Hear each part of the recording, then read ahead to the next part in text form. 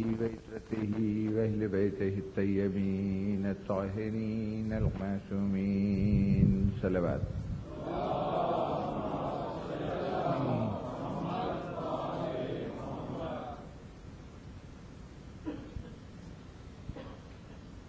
سامعین گرامی،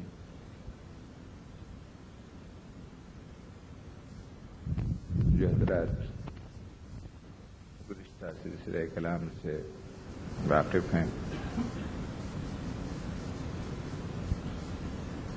وہ جانتے ہیں کہ مختار سخفی کا تذکرہ کرتے ہوئے ہم واقعہ کربلا کے بعد 3 سال کے واقعات کا احاطہ کر چکے ہیں۔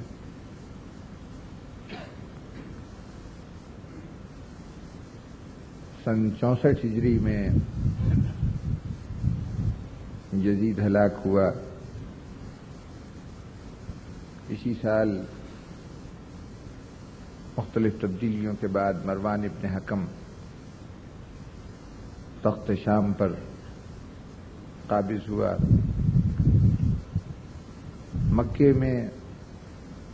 عبداللہ ابن زبیر نے اپنی حکومت قائم کر لی اور کوفہ اور بصرہ میں شام کے یہ جو 2 صوبے اس وقت تھے، ان دونوں میں بنو امیہ کے حکومت شام کے نمائندوں کو برطرف کر کے وہاں پر ابن زبیر کے نمائندے نامزد کر دیے گئے، اور مختار سخفی جو مکے پہنچ چکے تھے وہ شہر کوفہ میں واپس آئے قبل اس کے کہ وہ کوئی اقدام کر سکتے۔ انہیں دوبارہ گرفتار کر لیا گیا اور وہ قید میں چلے گئے۔ اس اثناء میں سلیمان ابن سرد خزائی نے جرأت،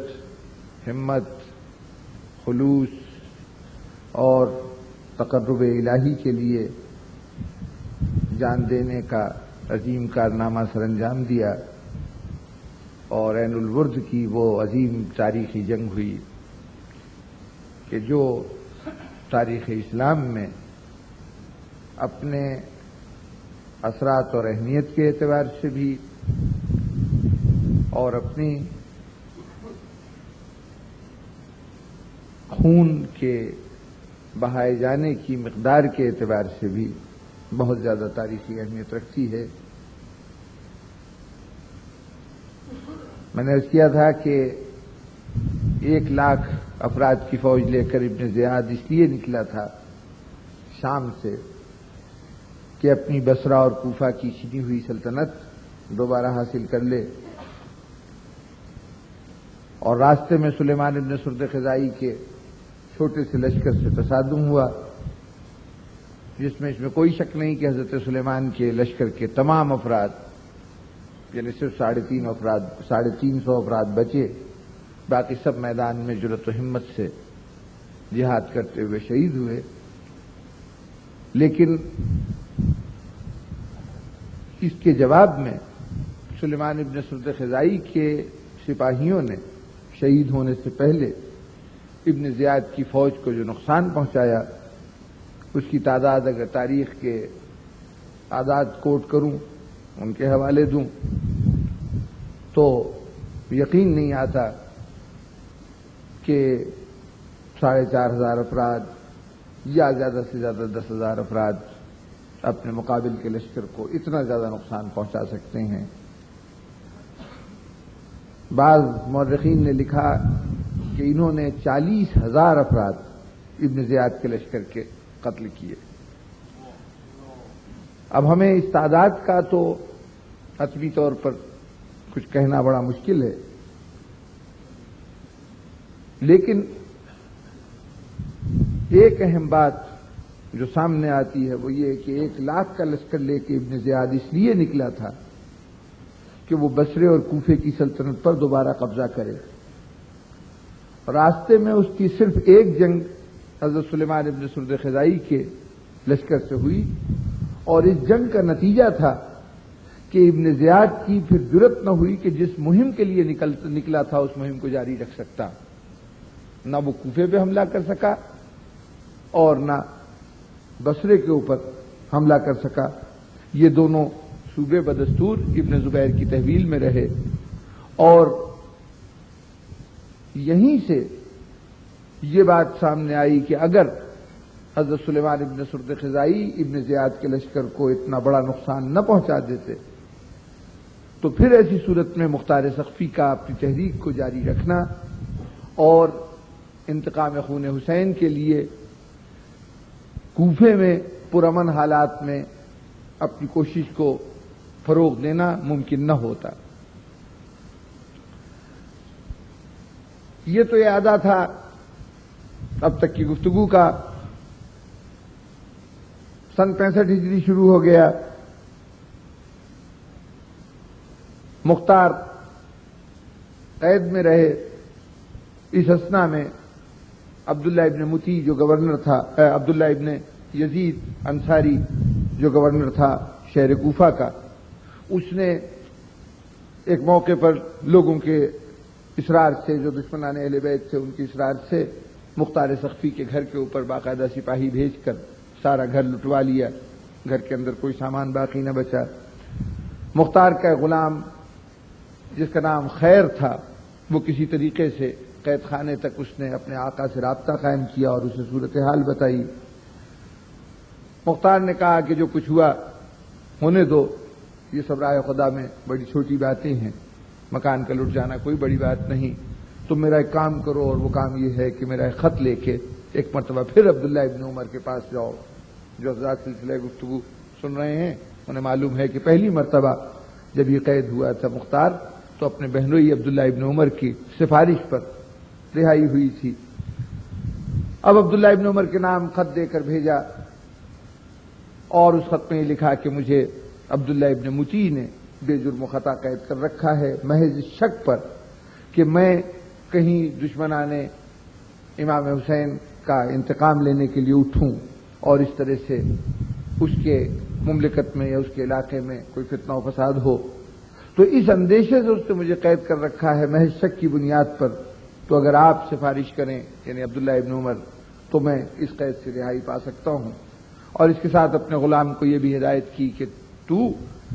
جو کچھ تو نے یہاں کے احوال دیکھے ہیں اور خاص طور پر میرے گھر کے لٹنے کی داستان، وہ بھی عبداللہ ابن عمر کو سنا دینا۔ جب یہ پیغام میں پہنچا تو عبداللہ ابن عمر نے وہاں سے ایک خط عبداللہ ابن یزید انصاری جو گورنر کوفہ ہے اس کے نام خط بھیجا، اور اس کے اندر یہ کہا کہ تو نے میرے برادر نسبتی کو قید کر رکھا ہے، میں اس کی سفارش کرتا ہوں اسے قید سے رہائی دے دے۔ عبداللہ ابن عمر اس وقت اب دنیا اسلام کے چند ان لوگوں میں سے ہو چکے ہیں اپنے عمر کے اعتبار سے، اپنے ماضی کے حوالے سے، کہ اب ان کا احترام بہر طور اس وقت کا زمانہ کر رہا ہے۔ اس لیے جب ان کا پیغام پہنچا تو عبداللہ ابن یزید کے پاس اور کوئی چارہ نہیں تھا کہ اس سفارش پر عمل کرنے کے علاوہ کوئی صورت اس کے سامنے نہیں تھی، لیکن پھر بھی اس نے مختار سقفی کو قید خانے سے بلا کر یہ کہا کہ میں تمہیں اس صورت میں رہا کر سکتا ہوں کہ تم اہل کوفہ میں سے کچھ لوگوں کی ضمانت دو کہ میرے خلاف کوئی بغاوت نہیں کرو گے۔ مختار سقفی نے اس کے لیے شہر کے کچھ لوگوں کے نام لیے، اور 10 معززین نے آ کر اس بات کی ضمانت دی کہ مختار تیرے خلاف کسی قسم کی شورش برپا نہیں کریں گے، تیرے خلاف کوئی بغاوت نہیں کریں گے۔ اس طرح مختار کی قید سے دوبارہ رہائی ہوئی۔ ادھر ایک واقعہ اور ہو گیا کہ جو آگے کے حالات کو سمجھنے میں مددگار ہوگا، اور وہ یہ کہ مروان ابن حکم 9 ماہ اور 8 دن حکومت کرنے کے بعد 5 رمضان کو سن 65 ہجری میں ہلاک ہو گیا، اور ہلاکت بھی اس کی اس طرح سے ہوئی کہ اس نے تخت پر قبضہ کرنے کے بعد، چونکہ اس سے پہلے تخت کا حکمران یزید تھا اور یزید کے بعد یہ توقع تھی کہ اب یزید کی اولاد میں تخت جائے گا، اولاد میں سے معاویہ ابن یزید نے تخت پر بیٹھنے سے انکار کر دیا تھا. خالد ابن یزید بہت کم سن تھا اور ابھی اس کی طرف سے فوری طور پر اس کو کوئی امکان نہیں تھا کسی شورش کا، لیکن یہ اندیشہ تھا کہ خالد ابن یزید بعد میں جب بڑا ہوگا تو وہ کسی قسم کا ہنگامہ نہ کھڑا کر دے اور تخت کے لیے مدعی نہ بن جائے. تو ابن زیاد نے مروان ابن حکم کو مشورہ کیا تھا کہ تو یزید کی بیوہ سے شادی کر لے. چنانچہ خالد ابن یزید کی ماں سے، یزید کی اس بیوہ سے جو خالد کی ماں تھی، اس سے مروان ابن حکم نے عقد کر لیا تھا. یہ عقد اس کو بہت مہنگا پڑا، اس لیے کہ ایک موقع پر کسی سلسلے میں اس نے خالد ابن یزید کو سخت و سست کہا، کسی بات پہ ناراض ہوا. خالد نے جا کے اپنی ماں کے آگے فریاد کی کہ مجھے مروان نے یہ سب کچھ کہا ہے. ماں نے کہا کہ اچھا، تجھے جو کچھ کہا ہے اس کی سزا میں مروان کو خود دوں گی. اور چنانچہ اس نے اپنی کچھ کنیزوں کو ساتھ میں لایا اور رات کے وقت جب وہ آرام کرنے کے لیے مروان بستر پہ لیٹا تو یزید کی بیوی نے، جو اب مروان کی بیوی ہے، اس نے ایک تکیہ اٹھا کے مروان کے چہرے پہ رکھا اور اس پہ چڑھ کے خود بیٹھ گئی. باقی کنیزوں نے مروان کے ہاتھ اور پیر پکڑ لیے اور اس طرح دم گھٹ کر مروان ہلاک ہو گیا. مروان تو اپنے انجام کو پہنچا اور اب اس کی جگہ عبد الملک ابن مروان تخت پر بیٹھا، اس کا بیٹا. یہ تخت پر بیٹھنے سے پہلے قرآن مجید کی تلاوت کا بڑا رسیہ تھا، قرآن شریف اکثر پڑھا کرتا تھا، اس کا مشغلے میں ہی شامل تھا. لیکن تخت پر بیٹھنے کے بعد اس نے قرآن مجید کو طاق سے اٹھایا اور اٹھانے کے بعد یہ کہا کہ اب تک تیرا میرا بڑا گہرا ساتھ تھا، لیکن آج سے میری طرف سے تجھے خدا حافظ. اب نہ تو مجھے کبھی اپنے قریب دیکھے گا اور نہ میں کبھی تجھے اپنے قریب دیکھوں گا. اور یہ کہہ کے قرآن مجید کو سامنے رکھ کر اس پر کمان سے تیر جوڑ کر نشانے بازی شروع کی. یہ عبد الملک ابن مروان کا آغاز ہے. اب 5 رمضان سن 65 ہجری کو مروان کا ہلاک ہونا اور اسی دن یا اس سے اگلے دن یعنی تخت نشینی عبد الملک ابن مروان کی بغیر کسی ہنگامے یا بغیر کسی تبدیلی کے ہو گئی. تو اب صرف بڑی تبدیلیوں میں سے ایک تبدیلی تو شام میں آئی اور وہ شام کی تبدیلی یہ تھی کہ وہاں پر عبد الملک ابن مروان تخت کے اوپر بیٹھ گیا. ایک چھوٹی سی تبدیلی شہر کوفہ میں آئی کہ کوفے میں عبداللہ ابن یزید اب تک گورنر تھے عبداللہ ابن زبیر کی طرف سے. عبداللہ ابن یزید انصاری کو معزول کر کے ہٹا کے ان کی جگہ پر ایک اور شخص کو بھیجا گیا گورنر، اور وہ شخص عبداللہ ابن مطیع تھا. عبداللہ ابن مطیع کا پس منظر یوں سمجھ لیجئے کہ جب شہر مدینہ میں واقع ہررا ہوا تھا تو اس وقت لوگوں نے بیعت تو حضرت حنظلہ کے صاحبزادے کے ہاتھ پر، عبداللہ ابن حنظلہ غسیل ملائکہ کے ہاتھ پر کی تھی. لیکن جب مسلم ابن عقبہ نے شہر کے اوپر حملہ کیا تھا تو فوجی قیادت اس وقت سپہ سالار کی حیثیت سے اہل مدینہ کی جو قیادت کر رہا تھا وہ عبداللہ ابن مطیع تھا. یہ عبداللہ مطیع بھی اس جنگ میں ناکام ہونے کے بعد یعنی واقعہ ہررا میں مسلم ابن عقبہ کے شہر پر قبضہ کرنے کے مرحلے پر اپنی جان بچا کے مکہ چلا گیا تھا. مکے میں عبداللہ ابن زبیر کا ساتھ دیتا رہا، اور جب مکے سے مختار ثقفی نے جانب کوفہ سفر کیا تھا تو اس وقت مختار ثقفی کو زاد راہ اور سواری کا انتظام یعنی ایک اونٹ کی فراہمی یہ عبداللہ ابن مطیع نے کی تھی. اب شہر کوفہ میں عبداللہ ابن یزید انصاری کی جگہ عبداللہ ابن مطیع کو گورنر بنا کے بھیجا گیا اور وہ یہاں پر آ کے حکمران ہو گیا. اس دوران میں بس اب یہ تبدیلیاں ساری ذہن میں رہے کہ شام کے اندر عبد الملک ابن مروان تخت پر آ چکا ہے، کوفے کے اندر عبداللہ ابن یزید ختم ہو چکا ہے، اس کی گورنری ختم ہو چکی ہے، اور عبداللہ ابن مطیع ایک شخص وہاں پر حکمران ہے، گورنر ہے، اور مکے کے اندر بدستور عبداللہ ابن زبیر کی حکومت چل رہی ہے. مختار ثقفی قید خانے سے نکل کر اب اس کوشش میں مشغول ہیں کہ جو محبان علی شہر کوفہ کے اندر موجود ہیں ان کو جمع کیا جائے اور ان کو ایک جھنڈے تلے جمع کیا جائے. ان سے رابطے قائم کرنے شروع کیے، ان سے ملاقاتیں شروع کی. ادھر انہوں نے ملاقاتیں شروع کی تو ایک مسئلہ اس وقت کے مومنین کے لیے سب سے بڑا یہ تھا کہ تم جو خروج کرنا چاہتے ہو انتقام خون حسین کے سلسلے میں تو کیا اس کے لیے تمہارے پاس امام کی اجازت ہے کہ نہیں ہے؟ چنانچہ 4 افراد کا ایک گروہ خصوصیت سے عراق سے حجاز گیا اور مدینے میں حضرت محمد حنفیہ کی خدمت میں حاضر ہوا یہ جاننے کے لیے کہ کیا اس کو یعنی مختار کو خروج کی اجازت ہے، کیا اس کو انتقام خون حسین کی اجازت بھی ہے یا نہیں ہے۔ حضرت محمد حنفیہ نے بڑا مختصر سے جواب دیا۔ انہوں نے ارشاد فرمایا کہ تم جس کا ذکر کر رہے ہو کہ وہ حسین کا انتقام لینے کے لیے میدان میں آیا ہے، وہ کیا ہم تو کہتے ہیں کہ مخلوق خدا میں سے جو بھی شخص اٹھے اور یہ کام کرے تو وہ اللہ کے نزدیک اپنے اس فعل کا اجر پائے گا اور خدا تمہاری بھی مغفرت کرے، تمہارے بھی گناہوں کو معاف کرے، ہمارے بھی گناہوں کو معاف کرے۔ یہ جملے سن کے وہ چاروں مومنین یہ سمجھے اور بالکل وجہ طور پر سمجھے کہ حضرت محمد حنفیہ کی طرف سے مختار سقفی کو یہ جنگ جاری کرنے اور خروج کرنے اور دشمنان امام حسین سے انتقام لینے کی اجازت مل چکی ہے۔ یہ خوشی خوشی شہر کوفہ آئے۔ ادھر مختار سقفی ساری دنیا سے یہ کہہ رہے تھے کہ میں محمد حنفیہ کی اجازت لے کر یہ تنظیم کر رہا ہوں، اور اسی بات پر اہل کوفہ مختار کے جھنڈے تلے جمع ہو رہے تھے کہ اگر تمہارے پاس اجازت ہے، تمہاری طرف اس قسم کے حکم ہے یا معمور کیے گئے ہو اس کام کو سر انجام دینے کے لیے، تب تو ہم ساتھ دے سکتے ہیں، ورنہ ہمارے نزدیک اور بھی لوگ ایسے ہیں کہ جن کے جھنڈے تلے جن کی قیادت میں جمع ہوا جا سکتا ہے۔ تمہارے جھنڈے تلے اسی صورت میں جمع ہو سکتے ہیں کہ تم اذن امام رکھتے ہو، براہ راست اذن امام یا کسی نائب امام کا حکم رکھتے ہو، اور اس کے لیے محمد حنفیہ کا کہہ دینا بہت بڑی سند تھا۔ یہ چاروں افراد جب کوفے پہنچے اور مختار کے پاس گئے تو مختار نے ان کو دیکھا کہ سفر کر کے آ رہے ہیں گردآلود چہروں کے ساتھ یہ لوگ داخل ہوئے، تو مختار نے کہا کہ لگتا یہ ہے کہ تم ابھی تک مطمئن نہیں ہوئے اور ابھی تک تم لوگ پریشان پھر رہے ہو اس بات کو دیکھنے کے لیے کہ میں معمور من الامام ہوں کہ نہیں ہوں۔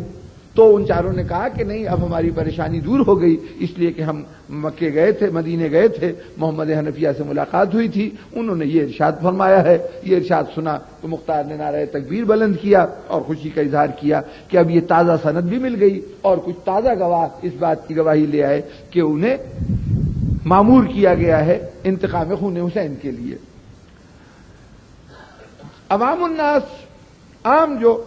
مومنین تھے، وہ تو مختار کے اس نقطہ نظر سے متفق تھے اور وہ مختار کا ساتھ دے رہے تھے، لیکن کچھ ایسی شخصیتیں تھیں کہ جن کا ساتھ ہونا انتہائی ضروری تھا اس کام کے لیے۔ میں نے کل نام لیا تھا ایک شخصیت کا، حضرت مالک اشتر بڑی نامور شخصیت ہیں، جناب امیر المومنین علی ابن ابی طالب علیہ السلام کے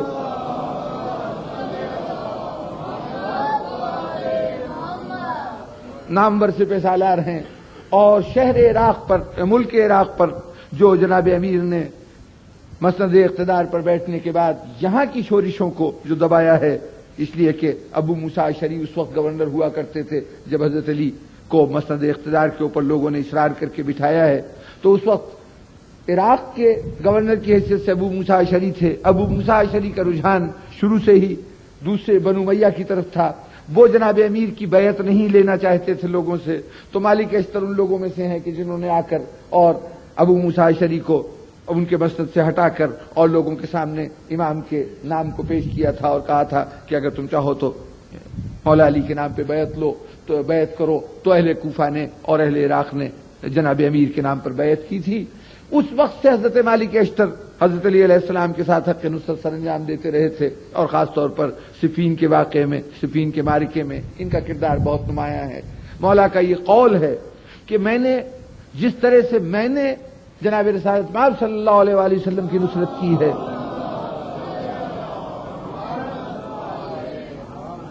جیسے میں نے ان کی نصرت کی ہے، اسی طرح مالک اشتر نے میری نصرت کی ہے۔ اس سے آپ مالک اشتر کے مقام اور منصب کو سمجھ سکتے ہیں، بڑے بلند شخصیت ہیں۔ اور مالک اشتر ہی کو آپ نے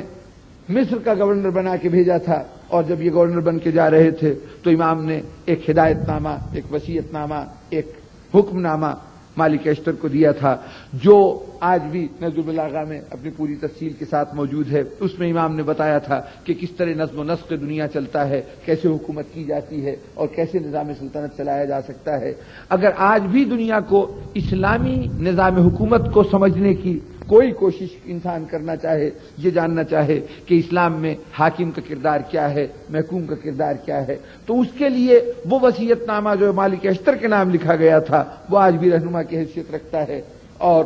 یہ وہ وصیت نامہ ہے کہ جس کے لیے لبنان کے ایک عالم انطاکی نے یہ کہا تھا کہ شاہان وقت کو یہ بات زیبا ہے، ان کے لیے پسندیدہ ہے کہ وہ اس وصیت نامے کو آب زر سے لکھ کے اپنی خواب گاہوں میں آویزاں کریں اور روزانہ سونے سے پہلے اور روزانہ صبح کو اٹھ کر ایک مرتبہ اس کی تلاوت ضرور کریں تاکہ معلوم ہو کہ حکومت کیسے کی جاتی ہے۔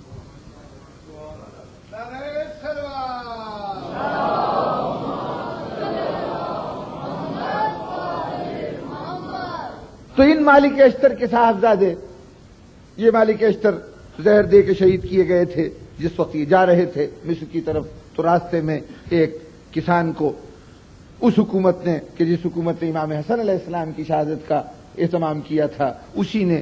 اس سے پہلے یہ پہلا زہر دینے کا بڑا واقعہ ہے جو تاریخ میں رونما ہوا کہ کسان کو اس بات پہ آمادہ کیا تھا ایک ذمہ دار کو کہ وہ ان کو زہر دے دے، اور چنانچہ حضرت مالک اشتر راستے میں زہر خورانی کے واقعے سے شہید ہوئے تھے۔ ان کے صاحبزادے ابراہیم ابن مالک اشتر شہر کوفہ کے عمراء میں سے، معززین میں سے، شرفاء میں سے تھے اور محبان اہل بیت میں ان کا مقام بہت بلند تھا۔ اب مختار سقفی اس وقت تک صحیح طور پر قوی نہیں ہو سکتے تھے جب تک ابراہیم ابن مالک اشتر کی حمایت حاصل نہ ہو جائے، چنانچہ پہلے انہوں نے پیغام بھیجا کہ ابراہیم ان کی حمایت کریں، ان کی مدد کریں۔ جناب ابراہیم نے سن کر کوئی خاص توجہ نہیں دی، تو اس کے بعد انہوں نے جب دوبارہ پیغام بھیجا تو انہوں نے یہ کہا کہ اگر تم لوگ کوئی تحریک چلانا چاہتے ہو تو میری موجودگی میں پھر میری امارت کے اوپر اتفاق کرو، میرے پرچم تلے جمع ہو، اگر میری قیادت میں تم لوگ لڑنے پہ آمادہ ہو تو میں اس کی قیادت قبول کرنے کو تیار ہوں، اور مختار سے کہو کہ وہ بھی میری اس قیادت کو قبول کر لے۔ مختار نے جب یہ جواب سنا تو ایک دن اپنے ساتھ کچھ مومنین کو لے کر رات کے وقت حضرت ابراہیم ابن مالک اشتر کے گھر پہ پہنچا اور وہاں جا کے ابراہیم سے کہا کہ میں اس بات کے لیے بالکل آمادہ ہوں کہ آپ کو یہ ذمہ داری سونپ دوں اور آپ کو یہ فریضہ سونپ دوں، لیکن مجھے چونکہ امام کی جانب سے مامور کیا گیا ہے اس کام پر کہ میں یہ انتقام لوں، تو اب میں حکم امام سے سرتابی کروں گا اگر اپنی یہ ذمہ داری سر انجام نہ دوں۔ اور پھر آپ یہ جانتے ہیں کہ میری زندگی کا مقصد یہی ہے، میں اتنے عرصے سے اعلان یہ بات کہہ رہا ہوں کہ میں انتقام خون حسین لے کے رہوں گا، ان کے قاتلوں کو قتل کر کے رہوں گا، تو اب میرے اس عزم کا احترام کرتے ہوئے اور پھر حکم امام کی موجودگی میں مناسب یہی ہے کہ آپ میرے دست و بازو بنے، میرا ساتھ دیں۔ حضرت ابراہیم نے یہ ساری گفتگو سنی اور اس کے بعد یہ فیصلہ کیا کہ اچھا میں آپ کی امداد کروں گا، آپ کے ساتھ رہوں گا۔ اور اس دن سے لے کے تا اختتام دور حکومت حضرت مختار، حضرت ابراہیم متصل رہے حضرت مختار کے ساتھ اور بھرپور انہوں نے امداد اور اعانت کی جناب مختار کی۔ جب حضرت ابراہیم بھی شامل ہو گئے تو اب مختار بڑے قوی ہو گئے۔ اب ظاہر ہے کہ جو رکاوٹیں ہو سکتی تھیں یا جن لوگوں کی حمایت ضروری ہو سکتی تھی، رکاوٹیں دور ہو گئیں، حمایتیں حاصل ہو گئیں۔ اب مختار کے لیے اقدام کرنے کا وقت آ گیا۔ چنانچہ حضرت ابراہیم اور دوسرے جو بڑے بڑے سربراہ تھے مختلف گروہوں کے، مختلف قبیلوں کے، جو محبان اہل بیت میں شامل تھے، ان سب کو جمع کر کے یہ منصوبہ تیار کیا گیا کہ ربیع الاول کی 14 تاریخ جو تاریخ ہلاکت یزید ہے، سن 66 ہجری کی، وہ سن 64 ہجری میں ہلاک ہوا تھا، سن 64 ہجری کی 14 ربیع الاول کی تاریخ جمعرات کا دن مقرر کیا گیا کہ بعد نماز عشاء مومنین تمام اپنا اپنا اسلحہ لے کر اپنے اپنے گھروں کے اندر تیار بیٹھیں گے، اور اس رات اگر کوئی غیر معمولی صورتحال نہ ہو گئی تو اسی رات ہم خروج کریں گے، اسی رات ہم اقدام کریں گے۔ اور اقدام کے لیے کچھ علامات مقرر کی گئیں کہ مختار کے گھر کی چھت پر آگ جلائی جائے گی. اس جلتی ہوئی آگ کو دیکھ کر تقریباً ہر وہ محلے کے جہاں محبان اہل بیت آباد تھے ان محلوں میں جو سربراہ تھے محلے کے ان کو معین کیا گیا کہ وہ اس آگ کو دیکھ کر اپنے چھتوں پر آگ روشن کریں گے اور اس جلتی ہوئی آگ کو دیکھ کر مومنین باہر نکل آئیں گے اور سب کے سب مختار تک پہنچنے کی کوشش کریں گے اور پھر اجتماعی طور کے اوپر اس وقت دارالعمارہ پہ حملہ کر دیا جائے گا اور وہاں پر قبضہ کر لیا جائے گا. یہ منصوبہ تیار ہوا. ایک نعرہ مقرر ہوا کہ ہم جب بھی جمع ہوں گے جہاں مومنین اکٹھے ہوں گے تو اس جنگ کے لیے ایک سلوگن ایک نعرے کے طور پر یہ نعرہ انہوں نے اختیار کیا کہ یسارات الحسین کہہ کے ہم آواز دیں گے کہ اے مددگاران حسین آؤ. تو وہ یہ ایک ان کا نعرہ قرار پایا. اب یہ ساری علامات یہ سارے یہ نشان مقرر ہو گئے. ادھر چونکہ محبان اہل بیت میں اندر ہی اندر گفتگو ہو رہی تھی, کبھی کوئی کسی سے مل رہا تھا, کوئی کہیں جا رہا تھا, کوئی کہیں آ رہا تھا, ہر طرف ایک اندر کھچڑی سی پک رہی تھی. اس کی وجہ سے عبداللہ ابن مطیع جو گورنر ہے کوفہ کا وہ بہت کھٹک گیا کہ معاملہ کچھ بگڑ رہا ہے, حالات کچھ خراب ہو رہے ہیں. تو اس نے کئی دنوں سے یہ سلسلہ قائم کر رکھا تھا کہ جگہ جگہ چوکی پہرے بٹھا دیے جائیں. یہ خبریں آ رہی تھی. مختار کبھی اس بات میں جھجکے نہیں اور کبھی انہوں نے اس بات کا پردہ نہیں رکھا کہ میں قاتلان حسین سے انتقام لوں گا اور میں قاتلان حسین سے انتقام لینے کے لیے اپنی قوت کو مجتمع کر رہا ہوں. اس بات پہ چونکہ پردہ نہیں رکھا اس لیے اب جو گورنر کوفہ ہے وہ پوری کوشش کر رہا ہے کہ مختار کو نہ ان کے پاس قوت جمع ہونے پائے اور نہ وہ اقدام کرنے پائیں. اس لیے گلی گلی کوچے کوچے جگہ جگہ پہرے مقرر کر دیے گئے کہ رات کے وقت لوگ اٹھ کر مشورے کرنے کے لیے مختار کے پاس نہ جائیں, مختار کے پاس لوگ جمع نہ ہو, ان سے رابطہ قائم نہ ہو اور اگر کوئی نقل و حرکت ہو تو اس کی اطلاع حاکم تک پہنچ جائے. اس اعتبار سے پورے شہر میں ناکہ بندی تھی. اب ایک طرف پورے شہر کی ناکہ بندی کہ نقل و حرکت نہ ہو, دوسری طرف منصوبہ یہ ہے کہ 14 ربیع الاول کو ہم خروج کریں گے اور اس دن سب کو اپنے گھروں سے نکل چلیں گے. ایک رات پہلے 13 ربیع الاول کو اب چونکہ پورے منصوبے کو پورے پروگرام کو فائنل ٹچ دینا مقصود تھا اس لیے ابراہیم ابن مالک اشتر اپنے ساتھ کچھ لوگوں کو لے کے مختار سخفی کے گھر جا رہے تھے تاکہ وہاں پر بیٹھ کر یہ طے کریں کہ کل ہمارے اقدام کی صورت کیا ہوگی, تفصیلات اس کی طے کی جائیں. ابھی گھر سے روانہ ہوئے تھے کہ مختلف ناکوں پر جیسے بہت سے لوگ تھے تو ایک ناکے پر ایاس ابن مزارب جو کوتوال شہر تھا وہ اپنے ساتھ کچھ لوگوں کو لیے ہوئے وہ ایک جگہ پہ سڑک کے اوپر کھڑا ہوا تھا. اس نے مالک اشتر کے صاحبزادے کو آتے دیکھا تو کہا کون لوگ ہو تم؟ انہوں نے کہا میں ابراہیم ابن مالک ہوں. تو کہا کہ تم کہاں جا رہے ہو؟ انہوں نے کہا کہ مختار کے گھر جا رہا ہوں. انہوں نے کہا کہ مختار کے گھر تو میں تمہیں نہیں جانے دوں گا. اب ظاہر ہے کہ یہ بھی جنگجو جوان تھے, اس بات پر غصہ آ گیا کہ تو کون ہوتا ہے روکنے والا. اس کی طرف سے کچھ سخت جواب آیا, تلواریں کھینچ گئیں, تلواریں چلنے لگیں. انہوں نے آگے بڑھ کے ایک وار کیا, ایاس ابن مزارب کا سر قلم کر دیا. اب یہ کوتوال شہر کا قتل ہو گیا. انہوں نے تو سر اٹھایا اور لے کے مالک اشتر کی طرف سے لے کے مختار کی طرف چلے گئے. مختار کے پاس پہنچے. اب مختار نے جب یہ دیکھا کہ کوتوال شہر کا قتل ہو گیا ہے تو اس کا مطلب یہ ہے کہ اب اقدام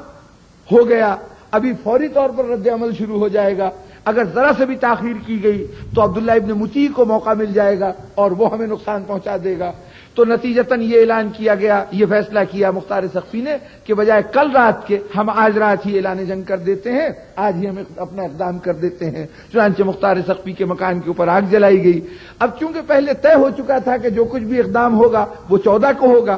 پنجشنبہ کی شب, یہ بدھ کے دن یہ ساری صورتحال پیدا ہو گئی. تو اب کیا کیا جائے؟ آگ تو جلا دی گئی لیکن اب اس کے رد عمل میں کوئی اپنی چھت پہ آگ نہیں جلاتا. پھر اس کے بعد مختار سخفی نے کہا کہ وہ جو نعرہ ہم نے مقرر کیا ہے یسارات الحسین کا, وہ نعرے لگائے جائیں. جتنے ان کے حامی تھے گھر سے باہر نکل کے مختلف گلیوں میں جا کے آواز لگانے لگے, کچھ نقارے بجائے جانے لگے اس بات کی خبر دینے کے لیے کہ ہم نے اقدام کر دیا ہے, مومنین جلد از جلد مدد کے لیے آئیں. ادھر لوگ یہ سمجھ رہے ہیں کہ یہ سب کی سب چال ہو رہی ہے عبداللہ ابن مطیع کی طرف سے اور وہ ہمیں اپنے گھروں سے نکال کے, شاید اسے سازش کا علم ہو گیا ہے, گھروں سے نکال کے اور ہمیں نشانہ ظلم و ستم بنانا چاہتا ہے, اس لیے اب گھر سے کوئی نہیں نکل رہا. اب یہ عجیب و غریب صورتحال ہے کہ ادھر اقدام کا فیصلہ ہو گیا ہے اور جن لوگوں کے بلبوتے پہ اقدام ہونا ہے وہ میدان میں نہیں آ رہے، تو اب کیا کریں؟ ابراہیم نے کہا کہ ظاہر ہے کہ وہ معذور ہیں، کیونکہ ان سے خاص طور پر کہہ دیا گیا تھا کہ یہ بھی جمعرات کی شب ہوگا یہ واقعہ، اور اس سے پہلے تو اقدام کا کوئی سوال ہی نہیں پیدا ہوتا تھا، اور جمعرات کو بھی یہ امکان تھا کہ شاید اس دن اقدام نہ ہو، اگر کوئی صورتحال بگڑ گئی تو اس دن بھی پروگرام آگے کے لیے ملتوی ہو سکتا ہے، پیچھے ہونے کا تو کوئی امکان نہیں تھا، اس لیے لوگوں کا قصور نہیں ہے۔ تو یوں کرنا چاہیے کہ میں خود جاتا ہوں اور جا کے مومنین کو اطلاع دیتا ہوں، ان کو ان کے گھروں سے جا کے نکالتا ہوں اور مدد کے لیے لاتا ہوں۔ چنانچہ ابراہیم اپنے ساتھ کچھ اور لوگوں کو لیے ہوئے ایک جماعت بنا کے وہاں سے روانہ ہوئے۔ ایک مسجد تھی کوفہ میں جسے شامیوں کی مسجد کہتے تھے، اس لیے نہیں کہ وہاں شامی ہوتے تھے، شامی تو ظاہر شام میں ہوتے تھے، یہ عراق کا معاملہ ہے، لیکن وہ لوگ کہ جو حکومت شام کے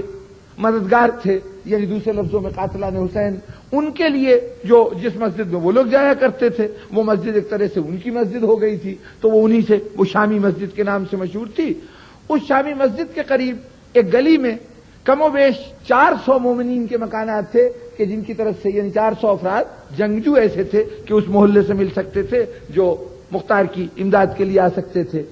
یہ روانہ ہوئے ابراہیم کہ اس محلے میں جاتے ہیں، وہاں محلے کے باہر پہنچے تو 300 آدمیوں کا لشکر، ایک عبداللہ ابن متی کے آدمیوں کا ایک دستہ اس پورے محلے کی نگرانی کے لیے اس کا راستہ روک کے کھڑا ہوا تھا۔ ابراہیم نے وہاں محلے میں داخل ہونا چاہا تو انہوں نے رکاوٹ پیدا کی، پوچھا کہ تم لوگ کون ہو؟ انہوں نے اپنا نام بتایا، انہوں نے پوچھا کہ تم کون ہو؟ تو اس میں سے ایک شخص تھا عمر ابن حجاج، اس نے کہا کہ میں ہوں تمہارے امام کو بھی برا سمجھتا ہوں، تم کو بھی برا سمجھتا ہوں، آؤ تمہارے ساتھ دو دو ہاتھ ہو جائیں۔ بھئی یہ کہا تو اب ابراہیم کہاں برداشت کر سکتے تھے، تلواریں نیام سے نکلی، جنگ ہوئی، وہ عمر ابن حجاج بھی بھاگا اور اس کی فوج بھی بھاگی، یہ تو میدان چھوڑ گئے، یہ لوگ محلے کے اندر داخل ہوئے اور وہاں محلے میں داخل ہو کے انہوں نے لوگوں کو ساتھ لیا اور 400 افراد کی جماعت کو مختار سقفی کی امداد کے لیے ان کے ہیڈ کوارٹر پہ بھجوا دیا۔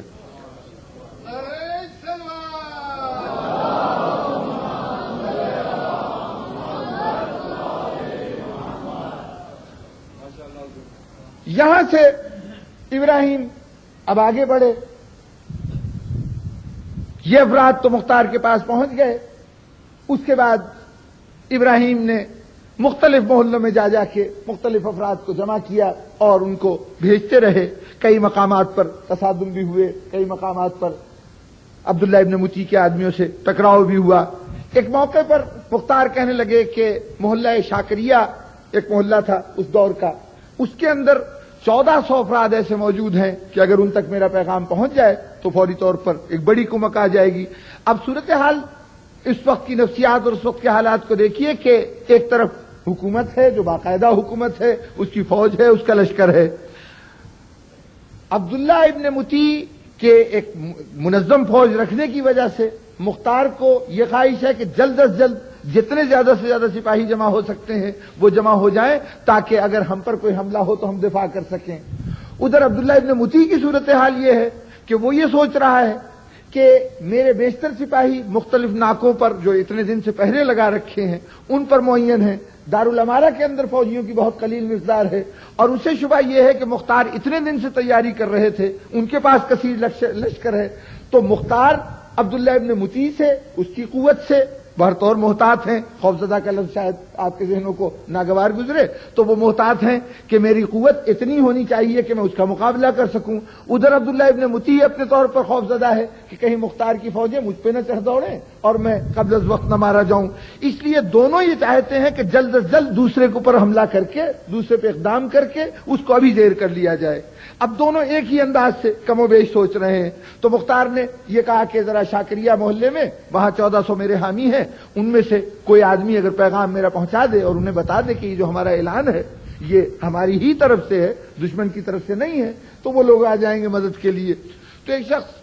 بشیر نام کا کھڑا ہوا، اس نے کہا کہ میں یہ کام کرنے کے لیے تیار ہوں۔ مختار نے کہا کہ یہ دیکھ لو کہ جگہ جگہ سپاہی پھیلے ہوئے ہیں اور کہیں پکڑے گئے تو جان سے ہاتھ دھو لو گے۔ اس نے کہا کہ نہیں، میں اجنبی آدمی ہوں، غیر رحم آدمی ہوں، مجھے یہ لوگ نہیں جانتے، یعنی کوئی معروف آدمی نہیں ہوں، تو میں وہاں تک پہنچ جاؤں گا اور پیغام پہنچا دوں گا۔ یہ روانہ ہوئے۔ جب شاکریہ کے علاقے میں پہنچے تو وہاں شاکریہ کے ناکے پر جس جگہ سے اس محلے میں داخلہ ہو سکتا تھا وہاں ایک شخص کعب نامی اپنے ساتھ بہت بڑا دستہ لیے ہوئے، چونکہ وہ بہت بڑا مرکز تھا محبان علی کا، اس لیے اسی تناسب سے وہاں ایک بہت بڑی قوت کے ساتھ وہ باقاعدہ ڈیرا لگائے ٹھہرا ہوا تھا کہ اگر کسی موقع پر یہاں سے یہ لوگ رات کو اٹھیں گے تو میں ان کو روکوں گا۔ کعب کے آدمیوں نے بشیر کو پکڑ لیا۔ بشیر نے اس دوران میں یہ اہتمام کیا تھا کہ اپنے عمامے کو کھول کے اپنے گردن میں ڈال دیا، اپنے کپڑوں کو جگہ جگہ سے پھاڑ دیا، خود مٹی میں بہت دیر تک لوٹتا رہا، اپنے سارے کپڑوں کو داغدار کر لیا۔ اب اس کے بعد جب کعب نے اس کو پکڑ لیا بشیر کو، تو بشیر سے پوچھا کعب نے کہ تو کون ہے، کہاں جا رہا ہے؟ اس نے کہا میں پردیسی ہوں اور میں اپنے یہاں ایک عزیز کے پاس محلہ شاکریہ میں جانا چاہتا ہوں، اس کے پاس پہنچنا چاہتا ہوں۔ تو یہ تیری حالت کیا ہے؟ اس نے کہا کچھ نہ پوچھو، وہ ایک شخص ہے تمہارے یہاں مختار، وہ ایک فوج لے کے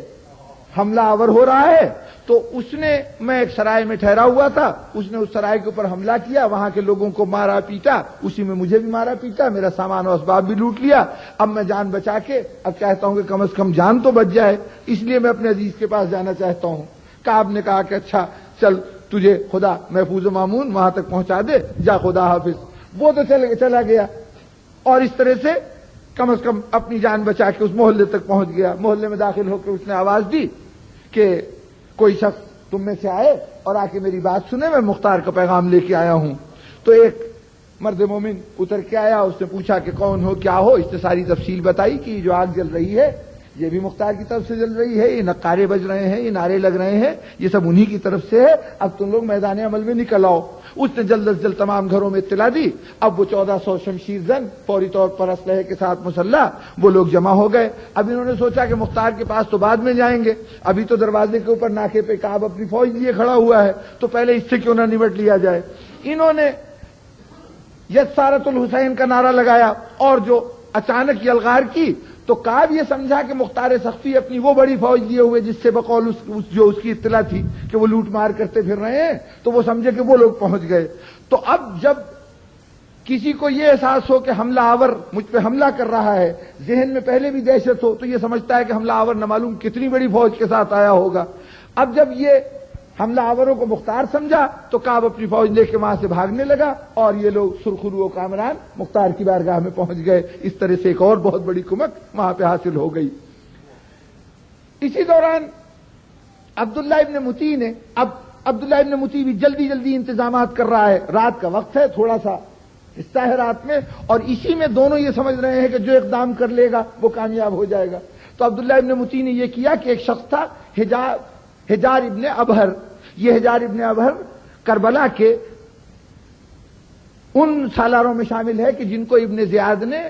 یعنی کچھ تو فوجی وہ تھے جو عمر ابن سعد کے ساتھ پہلے کھیپ میں بھیجے گئے تھے، اس کے بعد وقفے سے کئی حضرات گئے، ان میں سے حجار ابن ابہر ایک شخص تھا، وہ بھی سالار تھا کربلا کے اندر، دشمنان حسین میں سے تھا، قاتلان امام حسین میں سے ایک فردی حجار ابن ابہر تھا۔ اس کو سواروں کا اور پیادوں کا ایک دستہ دے کے بھیجا کہ تم جا کے مختار کے گھر کے گرد کی ناکہ بندی کر لو کہ اگر کوئی وہاں پہنچنا چاہتا ہے تو تم وہاں پر اس کے بھرپور طور پر حفاظت کرو،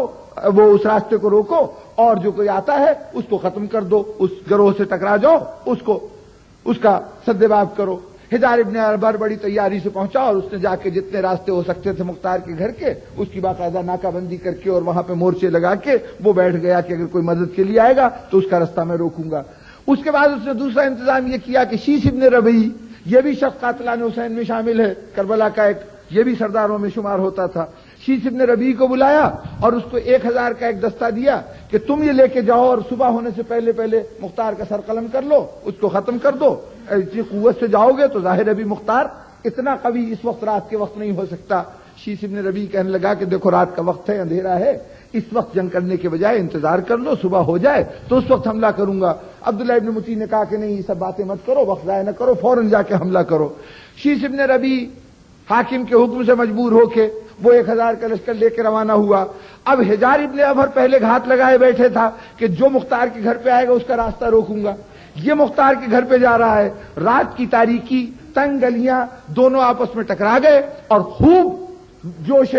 جرت کا مظاہرہ کرتے ہوئے، بہادری کا مظاہرہ کرتے ہوئے ایک دوسروں کی گردنیں کاٹتے رہے اور حتیٰ کہ حجار ابن ابہر کامیاب ہو گیا، شیش ابن ربیع میدان سے بھاگنے میں مجبور ہو گیا۔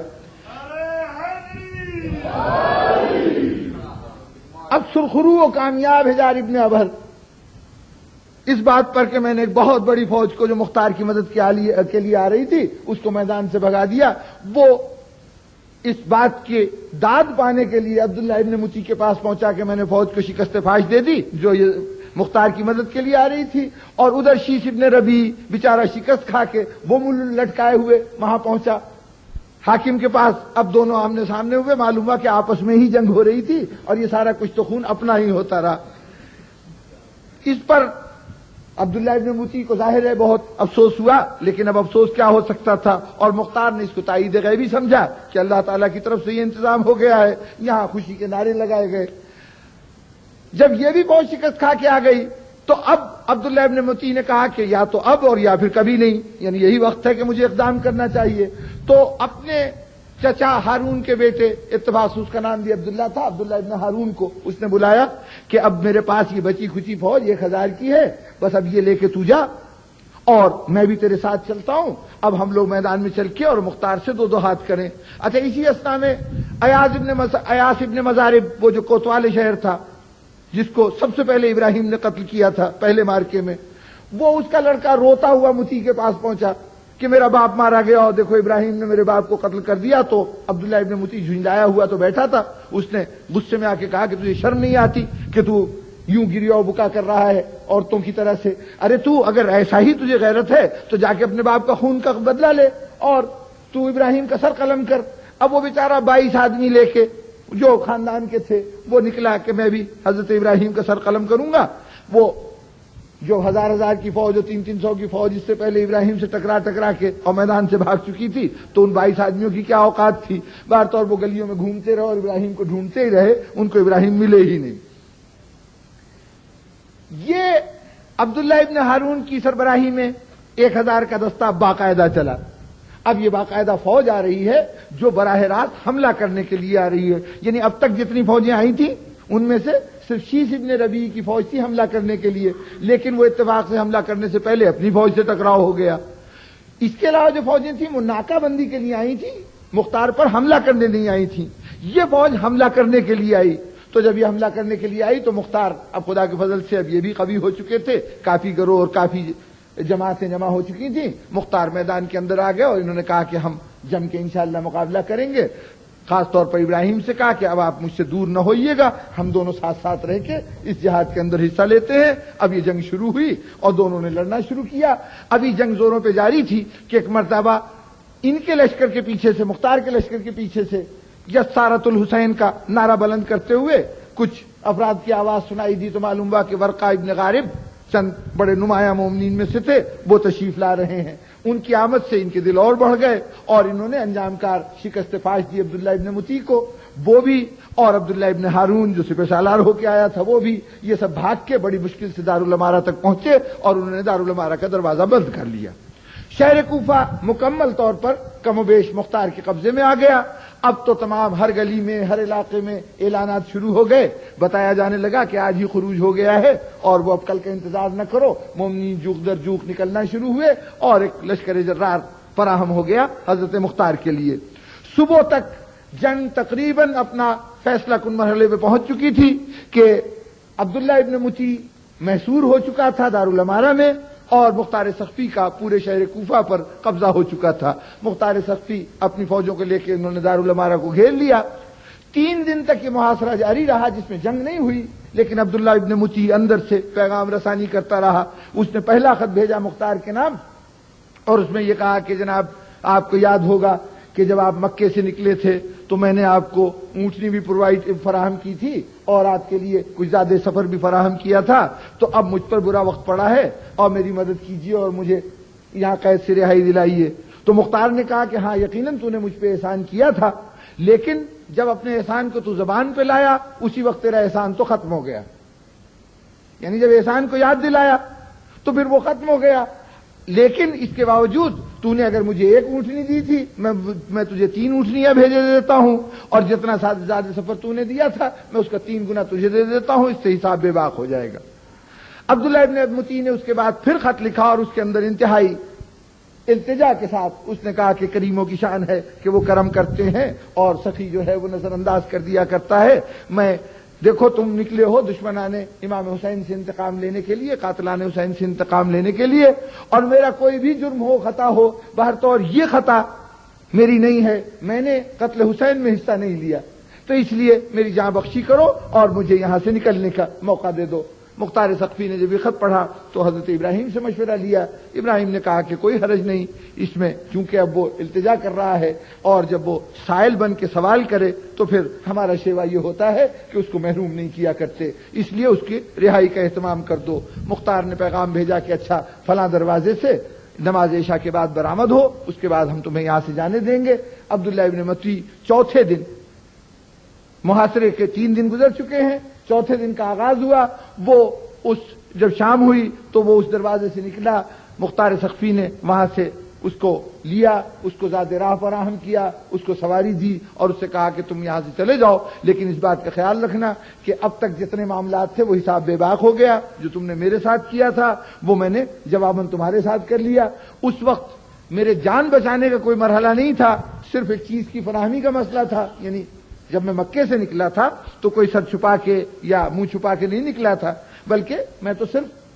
کوفے آ رہا تھا. تم نے زاد راہ دیا، بہر طور میں تمہاری جان بھی بخش رہا ہوں، لیکن یہ آخری مرتبہ کا لین دین ہے. اس کے بعد اگر تم کبھی سامنے آئے تو پھر مجھ سے اس رویے کی توقع رکھنا نہ رکھنا، بلکہ اس وقت جو تمہارا عمل ہوگا اس عمل کے مطابق میرا طرز عمل ہوگا.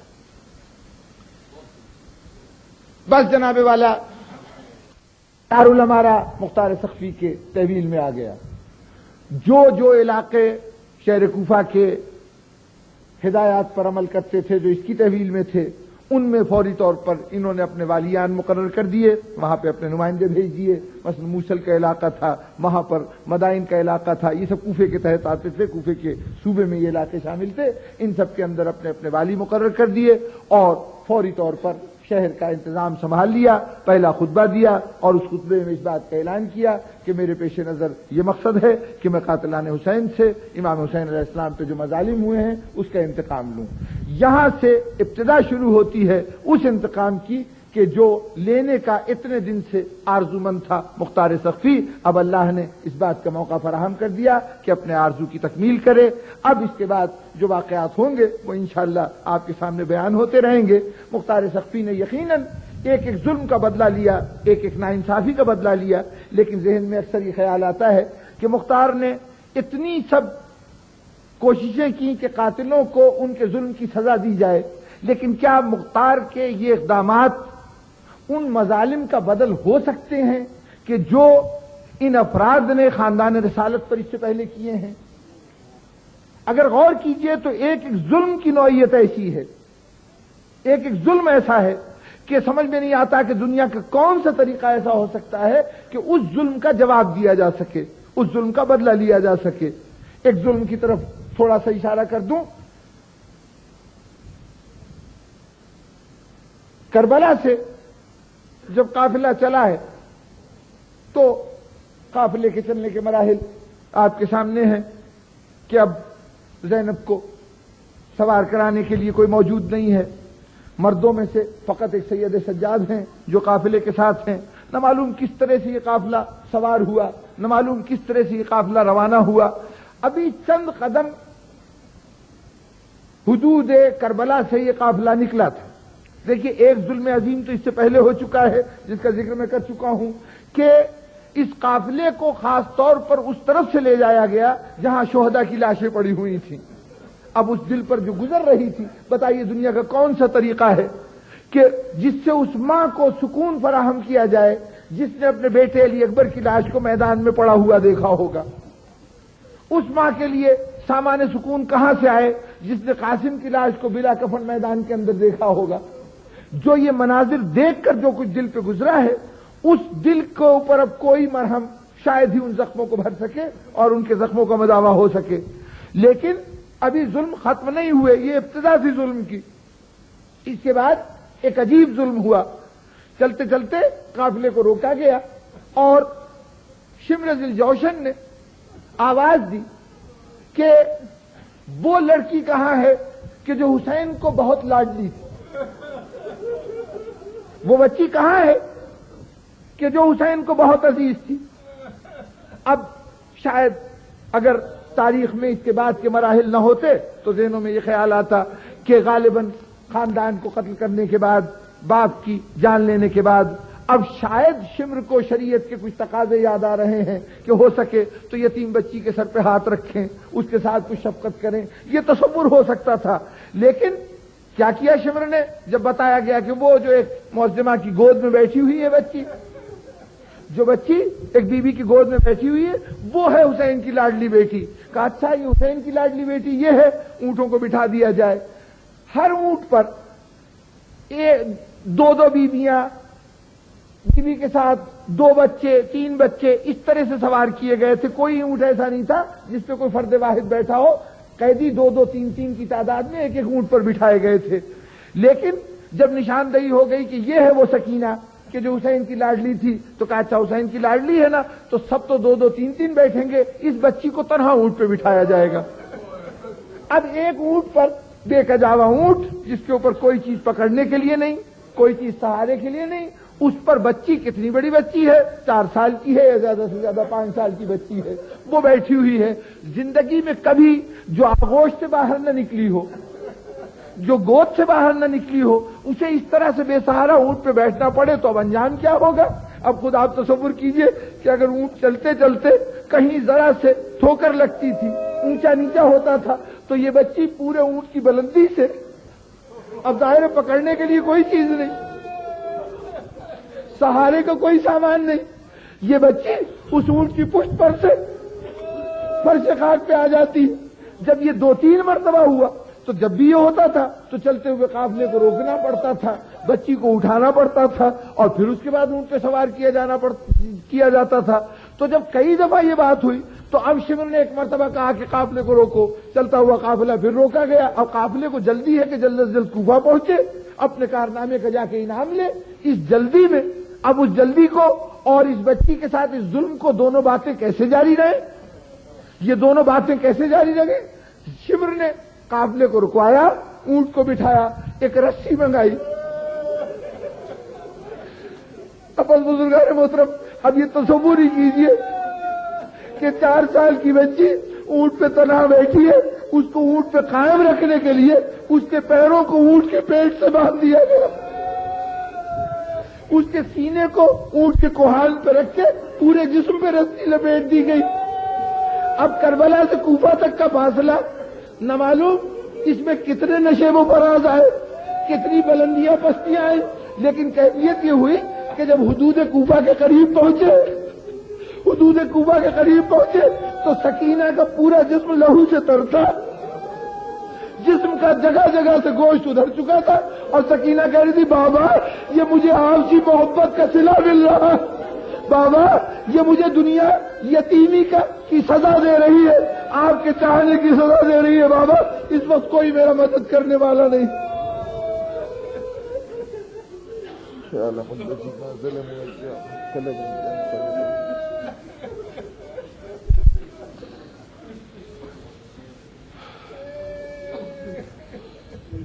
یا اللہ ہمارے اس تذکرے کو قبول فرما.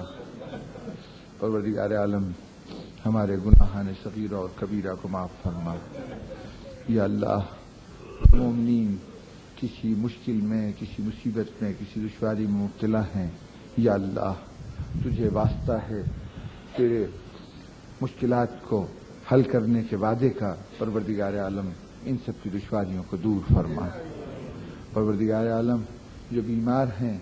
تو ہی شافی ہے، تو ہی شفا بخشنے والا ہے. یا اللہ اپنے کرم خاص سے ان کو شفا عاجلہ اور کاملہ عطا فرما. پروردگار عالم جو دنیا میں اپنے گھروں سے دور ہیں، یا اللہ تو ہی ہر ایک کے مصائب اور مشکل میں ان کی مدد کرنے والا ہے. یا اللہ ان پر اپنی نظر کرم کو جاری رکھ اور انہیں اپنے حفظ و امان میں رکھ. پروردگار عالم جن کو تو نے اپنے وطن کی نعمت عطا کر رکھی ہے، جو اپنے گھروں میں مقیم ہیں، ان کے اس قیام کو امن کا قیام بنا. ان کی عزت، ان کی جان و مال اور ان کے زندگی کی وہ تمام نعمتیں جو تو نے عطا کر رکھی ہیں اس میں اضافہ فرما، ان کی حفاظت فرما۔ پروردگار عالم، حاضرین مجلس میں جو نادار ہیں، جو تلاش روزگار میں سرگرداں ہیں، ان کے لیے رزق حلال کے وسائل عطا فرما۔ یا اللہ، اس محفل میں جو حصول علم کے رسیا ہیں، چاہے وہ باقاعدہ یا بے قاعدہ طالب علم ہیں، پروردگارہ ان کے اس آگ کو اپنے چشمہ فیض سے بجھا دے اور انہیں علم کی فراوانی عطا فرما۔ یا اللہ، ہم مدعی ہیں علی بن ابی طالب باب مدینۃ العلم کے نام لیوا ہونے کے۔ یا اللہ، ہمیں اس نسبت سے ہمارے دلوں میں علم سے محبت عطا فرما اور ہمیں حصول علم کی کوششوں میں کامیابی عطا فرما۔ پروردگار عالم، ہمارے علماء روحانین، ہمارے مجتہدین، ہمارے آیات اللہ، ان کا سایہ ہمارے سروں پر دین حقہ کی حمایت کی کوششوں کے ساتھ اور اپنے دین کی سربلندی کی کاوشوں کے ساتھ تا ظہور امام زمانہ قائم و دائم رکھ، اور پروردگارہ اپنی آخری حجت کو پردہ غیب سے ظاہر فرما، ہمیں ان کے جانثاروں میں شامل فرما۔ اللہ